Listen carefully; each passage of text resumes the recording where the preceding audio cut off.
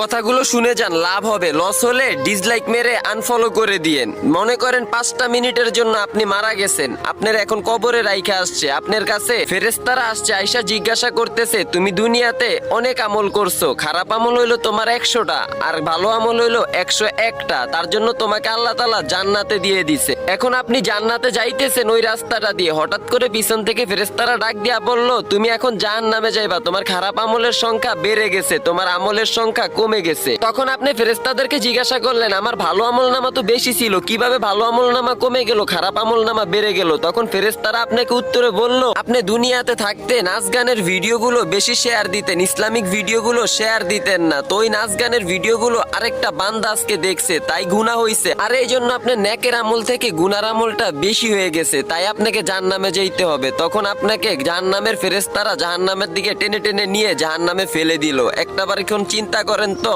আপনি এই যে এখন ইসলামিক ভিডিওটা দেখলেন, এত শিক্ষণীয় বিষয়গুলো বললাম, তারপর ওই ভিডিওটাতে একটা লাইক না দিয়া চলে যাবেন। ভাই দুনিয়াতে এমন কিছু করেন ভিডিওর মাধ্যমেও জান্নাত পাওয়া যায়। ইসলামিক ভিডিওগুলো সাপোর্ট করেন, নাচ গানের ভিডিওগুলো সাপোর্ট করে আরেকটা মানুষকে দেখার জন্য সুযোগ করে দিয়েন না ভাই।